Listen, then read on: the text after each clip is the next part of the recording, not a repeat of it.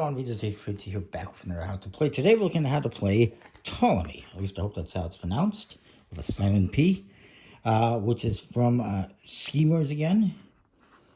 It's another two-player game. If I didn't mention, Hipparchus is also a two-player specific game, if that wasn't evident. And again, this is one of those games that's a little bit harder to find because they're not available retail. It's a trick-taking game. Two players. You got different suits.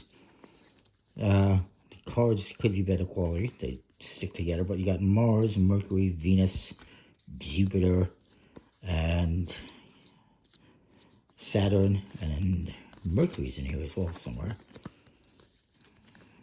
You can find it. Because I think...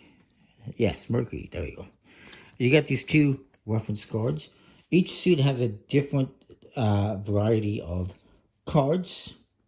You can see this has 2 2s and 2 3s for Saturn, 2 4s and 2 5s for Mercury, 2 3 4 5 for Mars, etc. etc. Each card also has this E, which is an eclipse card.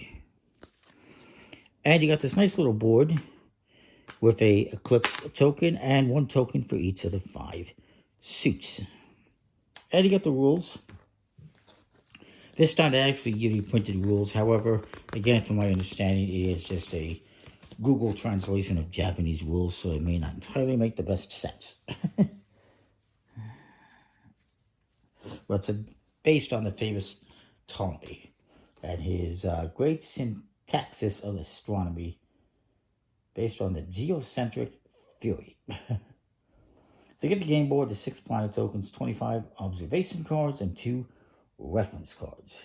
You're going to put this between 2 people, between 2 players here, and you will put this on the number 4. You got a daytime track and a nighttime, and it's a continuing circle, so as you move this way, you come back this way, and then keep going around and around.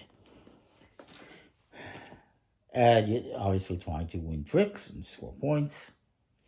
There are some advanced rules, which we won't get into.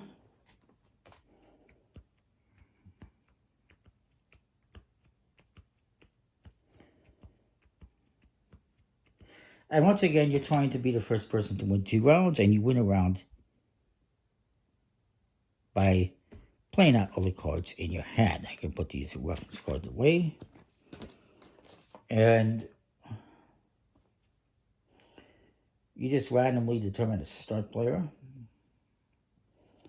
You shuffle all these observation cards. You're going to deal 11 to each player. And yes, there's going to be some left over.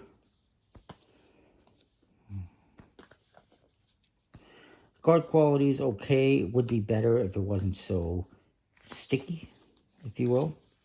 You can see they don't slide very nicely. But it is what it is. And this one, unfortunately, has some damage to it. And there's 3 cards left over. We will put those aside. So, on your turn, you have to play a card into this trick.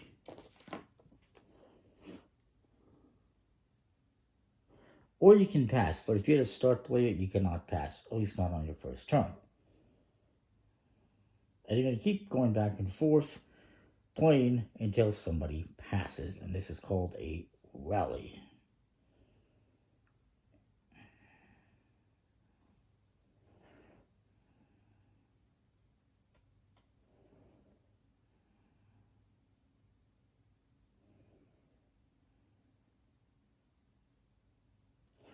So what you're going to do is you're going to play a card, and you have to, at the start, play a card that will get the token of that suit past this. Now when you play, you're going to do 1, 2, 3, and 4. If you play a 4, for instance, which I cannot do, I can. I'm going to play this 4 of Mars.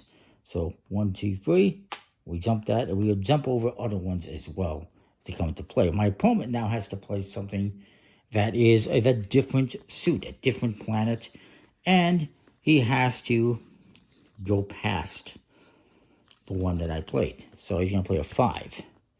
1, 2, 3, 4, 5. Now I'm going to be in a little bit of trouble here. So I'm probably going to pass because I don't have anything higher than a 5. They go 1 to 5 basically, or 2 to 5 technically, plus the Eclipse. So I can't play anything that's going to surpass that. So I believe I have to pass.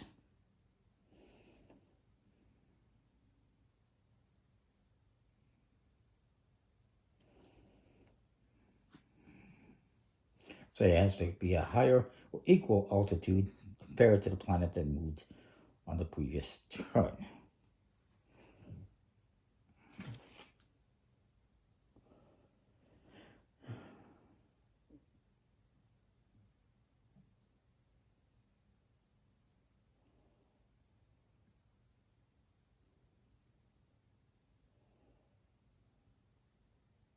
So I pass, and my opponent's going to pass. We can take these aside. My opponent, I guess, would get to start the next trick. And they're going to play, let's say, hey, they play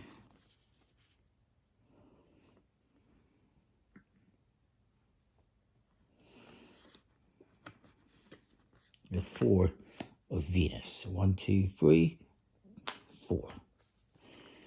Now, the Eclipse cards, as I mentioned, and that is, if you play an Eclipse card, you can only play it after a card of that suit has been played. For instance, I cannot play the Jupiter because it's still here. I could play the Mercury if I wanted to. What the Eclipse card does here is you swap the position of that planet's token with the Eclipse token. So I'm going to play this, and I'm going to swap this with this. See how that works? Now my opponent's in a bit of a pickle. He's probably going to have to pass.